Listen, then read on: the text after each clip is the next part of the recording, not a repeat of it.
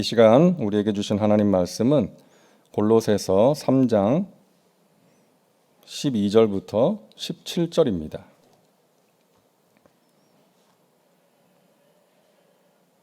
골로새서 3장 12절부터 17절 말씀 우리 천천히 한 목소리로 봉독합니다. 그러므로 너희는 하나님이 택하사 거룩하고 사랑받는 자처럼 긍휼과 자비와 겸손과 온유와 오래 참음을 옷 입고 누가 누구에게 불만이 있거든 서로 용납하여 피차 용서하되 주께서 너희를 용서하신 것 같이 너희도 그리하고 이 모든 것 위에 사랑을 더하라. 이는 온전하게 매는 띠니라. 그리스도의 평강이 너희 마음을 주장하게 하라. 너희는 평강을 위하여 한 몸으로 부르심을 받았나니 너희는 또한 감사하는 자가 되라. 그리스도의 말씀이 너희 속에 풍성히 거하여 모든 지혜로 피차 가르치며 권면하고 시와 찬송과 신령한 노래를 부르며 감사하는 마음으로 하나님을 찬양하고 또 무엇을 하든지 말에나 일에나 다 주 예수의 이름으로 하고 그를 힘입어 하나님 아버지께 감사하라. 아멘. 우리에게 주신 귀한 선물, 이런 제목으로 은혜를 나누고자 합니다. 자, 오늘 말씀해 보니까 우리가 입어야 할 옷이 있다라고 말씀하고 있죠. 이 옷은 신분을 상징합니다. 신분. 군인은 군복을 입고 경찰은 경찰 제복을 입고 또 운동선수는 운동복을 입는 것이죠. 자, 그렇다면 우리의 신분은 무엇인가? 우리는 어떤 옷을 입어야 되는가? 12절에 나와 있습니다. 그러므로 너희는 하나님이 택하사 거룩하고 사랑받는 자처럼 긍휼과 자비와 겸손과 온유와 오래 참음을 옷 입고. 우리의 신분에 대해서 말씀하고 있죠. 우리는 하나님께서 택하신 거룩하고 사랑받는 자라는 것입니다. 한번 저를 따라 하시겠어요? 나는 하나님이 택하신 거룩하고 사랑받는 사람입니다. 믿으시기 바랍니다. 우리의 신분이에요. 하나님께서 택하신 거룩한 사람, 사랑받는 사람. 그 신분에 걸맞는 옷을 입으라는 것입니다. 그 신분에 걸맞게 살라는 것이죠. 긍휼, 자비, 겸손, 온유, 오래 참음. 이렇게 살라는 거예요. 13절과 14절에도 나옵니다. 누가 누구에게 불만이 있거든 서로 용납하여 피차 용서하되 주께서 너희를 용서하신 것 같이 너희도 그리하고 이 모든 것 위에 사랑을 더하라. 이는 온전하게 매는 띠니라. 하나님께서 택하신 거룩하고 사랑받는 자는 용서와 사랑을 실천하며 살라는 것입니다. 그게 우리의 신분에 걸맞는 삶이라는 거예요. 여러분, 우리가 그렇게 살아야 되는 이유 가운데 한 가지는 우리가 영적 전쟁 가운데 있기 때문입니다. 마귀가 노리고 있다는 거예요. 마귀가 하는 짓이 무엇입니까? 우리로 하여금 신분에 걸맞게 살지 못하게 하는 거예요. 우리 신분에 걸맞게 살아야 되는데 긍휼과 자비와 겸손과 온유, 오래 참음으로 살아야 되는데 용서하고 사랑하며 살아야 되는데 그렇게 살지 못하게 하는 거예요. 그게 마귀가 하는 짓 아닙니까? 교만하게 하고 미워하게 하고 다투게 하고 오래 참지 못하게 하고 용서하지 못하게 하고 사랑하지 못하게 만드는 것입니다. 그러함으로 우리 자신과 교회를 파괴하는 거예요. 제가 선교지에 있을 때 보니까 참 안타까운 게 이 선교사님들이 열심히 전도를 해서 이 몇 명 모이면 꼭 생기는 게 있어요. 다툼과 분열이에요. 10명도 안 되는데 그 몇 명만 모이는데 꼭 그래요. 다툼과 분열. 여러분, 우리가 기억해야 될 것은 무엇입니까? 나하고 너하고 다툰다, 싸운다. 그거는 나와 너와의 문제만이 아니라는 것입니다. 그 배후에 마귀가 있다는 것이죠. 우리가 서로 다투고 마음의 상처를 주고받으면 먼저는 하나님 말씀에 불순종하는 것이고, 그리고 마귀가 좋아하는 일이라는 것, 우리는 잊어서는 안 된다는 것입니다. 그래서 우리의 신분에 걸맞는 삶을 살라고 주님께서 말씀하시는 거예요. 하나님이 택하신 거룩하고 사랑받는 자처럼 살아야 된다는 거예요. 긍휼과 자비와 겸손과 온유와 오래 참음으로, 또 용서하고 사랑하며 살아야 된다는 것입니다. 근데 감사하게도 그렇게 살 수 있도록 하나님께서 우리에게 주신 선물이 있다는 것입니다. 너무나도 귀한 선물이 있어요. 첫째는 그리스도의 평강입니다. 오늘 15절입니다. 그리스도의 평강이 너희 마음을 주장하게 하라. 너희는 평강을 위하여 한 몸으로 부르심을 받았나니 너희는 또한 감사하는 자가 되라. 그리스도의 평강이 너희 마음을 주장하게 하라. 이 말씀은 너희 마음을 지배하게 하라. 다스리게 하라. 미움과 시기와 질투와 불안과 염려와 두려움이 우리의 마음을 주장하는 것이 아니라 그리스도의 평강이 우리의 마음을 주장하게 하라는 것입니다. 주님의 평강이 우리의 마음을 다스리면 13절과 14절에서 말씀하는 것처럼 용서와 사랑이 가능하다는 것입니다. 누군가가 내 마음을 화나게 하고 내 마음에 상처를 줄 때가 있어요. 그러면 그 사람에 대한 미움과 분노가 생기는 것 자연스러운 것이죠. 그런데 그때 주님께서 평강으로 내 마음을 다스려 주시면 그 요동치던 내 마음이 잠잠해지는 거예요. 용서와 사랑이 가능하게 되는 것입니다. 미움과 분노가 다스려지는 거예요. 여러분, 손양원 목사님이 잘 아시는 것처럼 자기 두 아들을 죽인 사람을 용서했어요.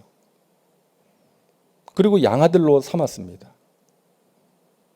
놀라운 일 아닙니까? 그분도 사람인데 그런 놀라운 용서와 사랑을 실천할 수 있었던 것은 그분의 마음에 그리스도의 평강이 부어졌기 때문이에요. 주님께서 그분의 마음을 다스려 주셨기 때문에 그런 것이 가능했던 것이죠. 여러분, 우리가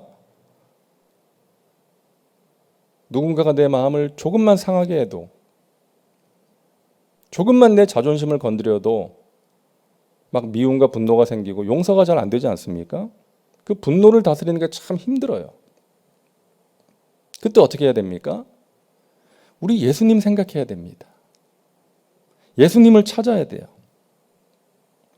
그 사람 생각하고 그 사람이 한 말과 행동을 생각하는 것이 아니라, 그것을 묵상하는 것이 아니라 우리 예수님을 생각하고 예수님을 찾아야 돼요. 그래서 우리가 기도하는 거 아닙니까? 그래야 그리스도의 평강이 내 마음을 주장할 수 있다는 것입니다. 너희는 평강을 위하여 한 몸으로 부르심을 받았나니 말씀하세요. 하나님께서 우리를 하나님의 자녀로 부르시고 몸된 교회로 부르신 것은 평강을 위하여 부르셨다는 것입니다.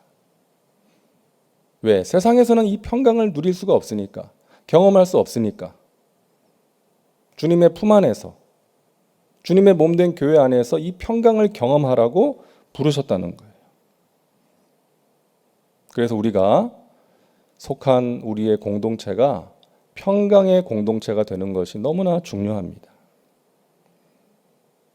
하나님이 주신 사명이 있는데 서로 옥신각신하면서 에너지를 소비하면 언제 사명 감당합니까?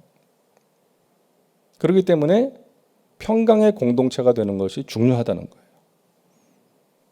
그래서 우리가 기도해야 되겠습니다. 하나님, 우리가 평강을 위하여 한 몸으로 부르심을 받았으니 우리 각자가 평강의 사람이 되게 하시고 우리의 교회가 평강의 공동체가 되게 하여 주옵소서. 우리의 간절한 기도 제목이 되어야 되겠습니다. 이 평강은 하나님께서 우리에게 주신 너무나도 귀한 선물입니다. 우리가 마음이 힘들 때, 마음의 근심과 불안과 염려와 두려움이 밀려올 때 우리가 하나님 바라보고 기도하면 세상에 줄 수 없는 평강으로 우리의 마음과 생각을 지켜주시는 거예요. 이 새벽에 그와 같은 은혜가 있기를 간절히 바랍니다. 두 번째 우리에게 주신 선물은 그리스도의 말씀입니다. 말씀. 16절 보세요. 그리스도의 말씀이 너희 속에 풍성히 거하여 모든 지혜로 피차 가르치며 권면하고 시와 찬송과 신령한 노래를 부르며 감사하는 마음으로 하나님을 찬양하고. 우리가 마귀와의 영적인 싸움에서 승리하기 위해서 하나님의 전신갑주를 입어야 되는데 그 에베소서 말씀에 나오는 하나님의 전신갑주 가운데 유일한 공격 무기가 뭐예요? 하나님의 말씀이에요. 에베소서 6장 17절에 성령의 검, 곧 하나님의 말씀을 가지라. 이게 공격 무기예요. 유일한. 우리 예수님께서도 마귀가 시험하고 유혹할 때 말씀으로 물리쳐셨잖아요. 우리도 하나님의 말씀으로 마귀와의 영적인 싸움에서 승리할 수 있는 것입니다. 그런데 오늘 말씀해 보니까 그리스도의 말씀이 너희 속에 풍성히 거하여 라고 말씀하고 있어요. 주님의 말씀이 우리 가운데 조금 겨우 거하는 것이 아니라 풍성히 거하는 것입니다. 이 말씀은 주님의 말씀이 우리를 사로잡는 상태를 말해요.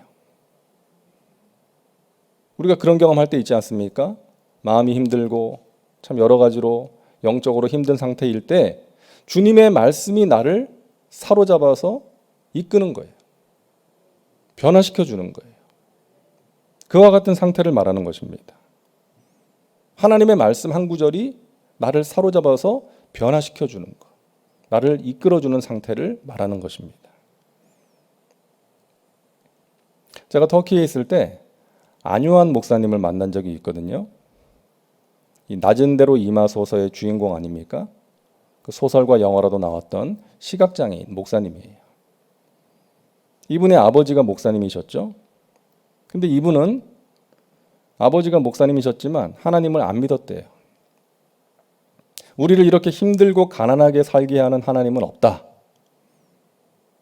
그래서 반항심으로 교회 문에다가 하나님은 없다.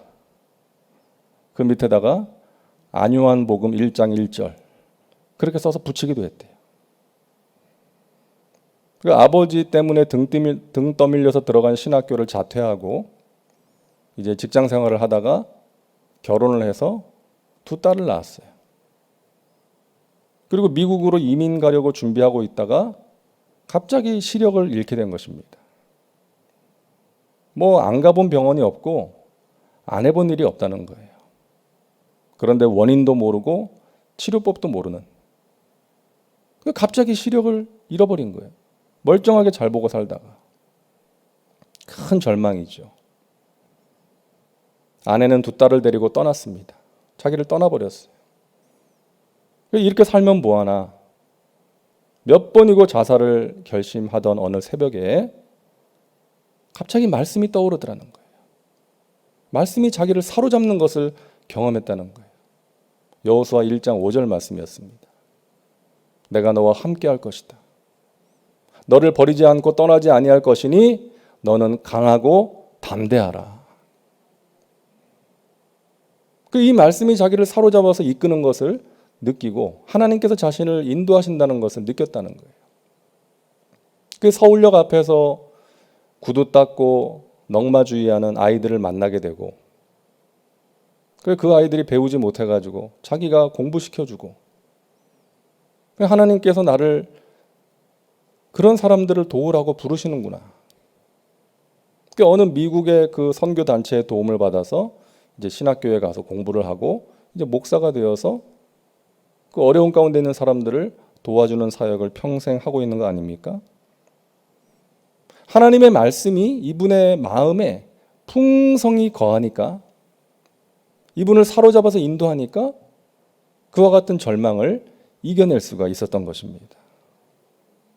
그 말씀이 살아갈 힘이 되었고 자신의 갈 길을 인도하는 등불이 되었던 거예요. 사랑하는 여러분, 하나님이 우리에게 주신 귀한 선물입니다. 하나님의 말씀. 그 말씀이 주는 은혜와 능력으로 여러분 하루하루 승리의 삶을 살아가시기를 바랍니다. 믿는 자로서 걸맞는 삶을 살아가시기를 바랍니다. 셋째로 우리에게 주신 선물, 그리스도의 이름. 이 이름은 그 존재를 나타내는 거 아니겠어요? 우리에게도 이름이 있지 않습니까? 아무개 그러면 그 사람, 어떤 사람. 우리가 아는 것처럼 예수님의 이름은 예수님을 보여주는 거예요. 우리는 예수님의 이름으로 구원받았습니다. 예수님의 이름으로 기도할 때 하늘 문이 열리고 응답이 임합니다. 예수님의 이름으로 기도할 때 마귀가 떠나가는 거예요. 그 이름이 우리에게 있습니다. 예수님이에요. 예수님의 능력, 예수님의 성품, 그것이 예수님의 이름이에요. 오늘 17절에 보니까 또 무엇을 하든지 말에나 일에나 다 주 예수의 이름으로 하고 그를 힘입어 하나님 아버지께 감사하라. 무슨 일을 하든지 무슨 말을 하든지 예수의 이름으로 하라는 거예요. 이게 무슨 뜻입니까? 예수님의 입장에서 생각해 보라는 거예요. 무슨 일을 하든지 무슨 말을 하든지 예수님의 입장에서, 예수님이라면 어떻게 하실까? 우리가 이 질문을 던지면서, 우리 자신에게 이 질문을 던지면서 산다면 우리의 삶이 달라지지 않겠습니까?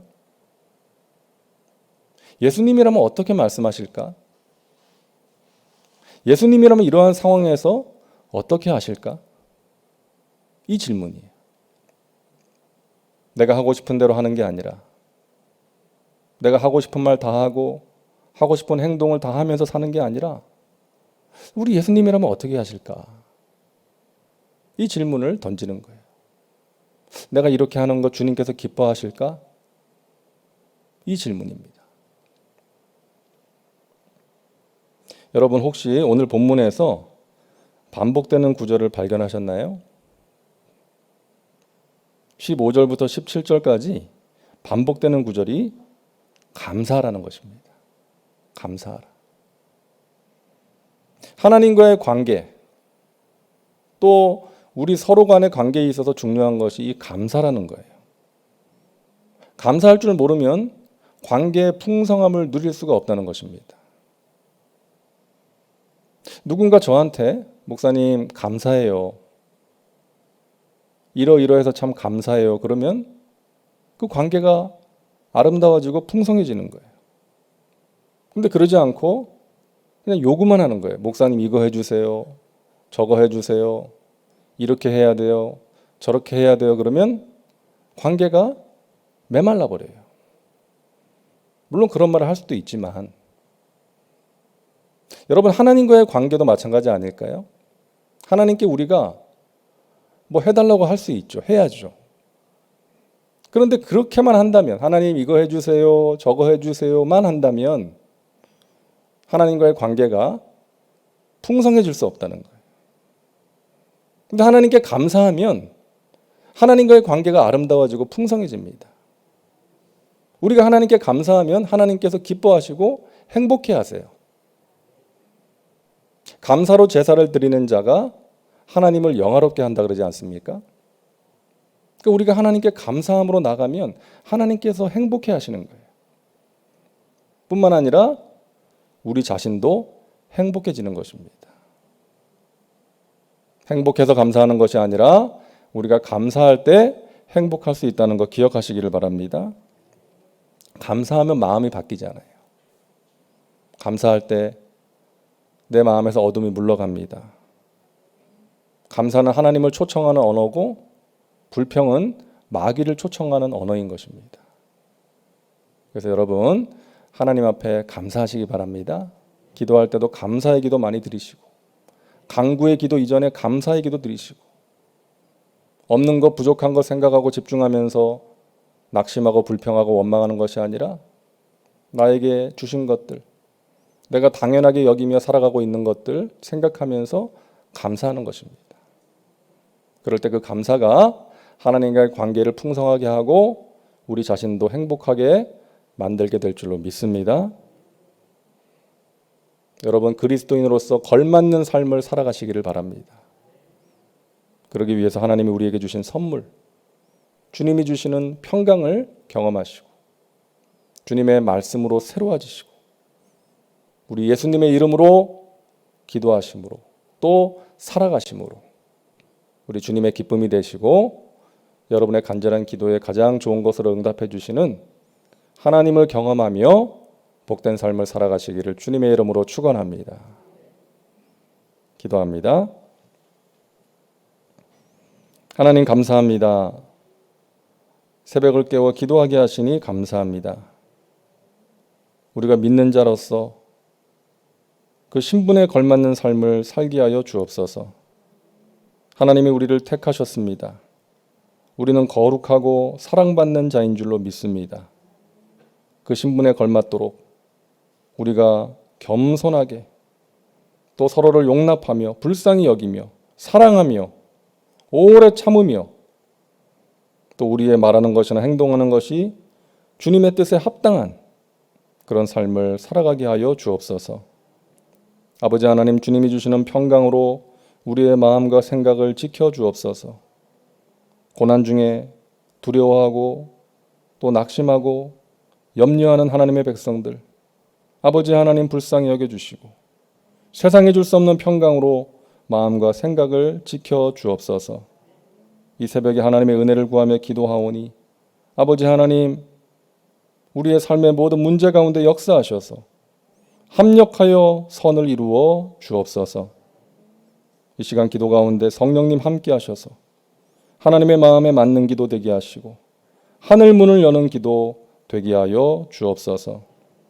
병든 자를 치료하여 주옵시고 상한 마음을 새롭게 하여 주옵시고 우리 사랑하는 자녀들 이 세상이나 세상의 것들이 아니라 하나님을 사랑하는 믿음의 자녀들 되게 하시고 평생 하나님과 동행하며 귀하게 쓰임받는 형통의 삶을 살게 하여 주옵소서. 취업의 문을 열어주시고 결혼의 문도 열어주시고 그 앞길을 주님께서 친히 예비하시고 가장 복된 길로 인도하여 주옵소서. 주님 은혜 감사하여 예물 드리는 손길 위에 하나님의 평강과 신령한 복으로 넘치도록 채워 주시옵소서. 믿고 감사드리며 예수님의 이름으로 기도하옵나이다. 아멘.